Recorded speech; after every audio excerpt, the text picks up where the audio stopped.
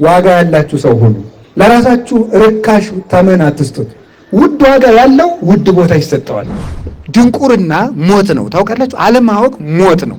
ስንፍና ሞት ነው። ቁጭ ብሎ መዋል ሞት ነው። ለኔ ዋጋዬ ብር ነው፣ ለኔ ዋጋዬ ቤት ነው፣ ለኔ ዋጋዬ መኪና ነው። የኔ ዋጋ እኮ ክርስቶስ ነው። ሰው ወደ እንስሳነት ወርዷል። ሰው ወደ አውሬነት ወርዷል። ዋጋ ተሰጥቷቸው የተፈጠሩ ክርስቲያኖች ዋጋ የሌላቸው ሆኑ። አንተ ሰው ጻድቅ ነህ እንዴ? እንግዲያስ ጽድቅህን የምትጠብቅልህ ቤተክርስቲያን ናት። ቤተክርስቲያን ናት። ጻድቅ ከሆንክ ከጽድቅህ እንዳትወድቅ ቤተክርስቲያን ውስጥ ተተክለህ ኑር። ታመህ ከሆነ የኃጢአት በሽታ ይዞ ከሆነ ናና እዚህ ታከም። ማንም አይፈርድብህም። መርሳት በጣም ከባድ በሽታ ነው። ሞትን እንረሳለን፣ እግዚአብሔር እንረሳለን፣ ትናንትን እንረሳለን። እኛ በሰራነው ኃጢአት አይነት የተቀጡ ሰዎችን ታሪክ እንረሳለን።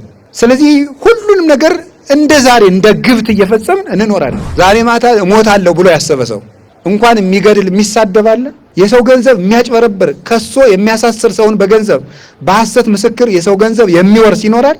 ዛሬ ማታ እሞታለሁ ቢል የዕለት እንጀራዬን እንኳን ላልበለው እችላለሁ ብሎ ይዘጋጃል እንጂ ወንጌል እጅ ያስቆርጣል፣ ወንጌል እግር ያስቆርጣል፣ ወንጌል ዓይን ያስወጣል። ይሄ ዛሬ ሉቃስ ወንጌል ብለን የምንጠቅሰው ማንም አድሮ መጥቶ የሚፎክርበት ወንጌል እጁን ተቆርጦ የጻፈው ወንጌል ነው። በየፈተታችን የየራሳችን ሰባኪ እያበጀን የየራሳችን መነኩሴ እያበጀን የየራሳችን ምንከተለው ቲፎዞ ምን ሆነው ጳጳስ እያበጀን የየራሳችን ጉዳይ እየሮጥን ቤተክርስቲያን አትሆንም። አንድ ክርስቲያን በቤቱ ጻድቅ ሊሆን ይችላል፣ ንጹህ ሊሆን ይችላል፣ ለጋስ ሊሆን ይችላል፣ ጥሩ ሰው ሊሆን ይችላል። ቤተክርስቲያን ውስጥ መተን ካልተጋጠምን ግን ቤተክርስቲያን መሆን አንችልም፣ መቆምም አንችልም፣ ቤት መሆን አንችልም፣ ክርስቶስም አያድርብንም።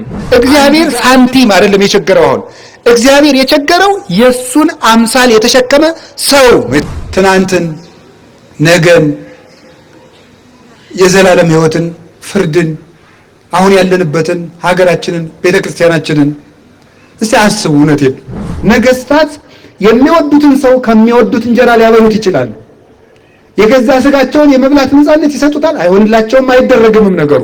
ክርስቶስ ግን ስጋውን ደሙን የመመገብ ነፃነት ሰጥቶናል። እንደሱ ነፃነት የሰጠን አባት የለም። እንደሱ ነፃነት የሚሰጥ ንጉስ የለም። መብትም ካላችሁት ክርስቶስ የሰጠንን ያህል መብት የሚሰጠን ንጉስ ሊኖርም አይችልም፣ አይኖርም። መብታችን ትተን ባሪያ የሆነው እኛው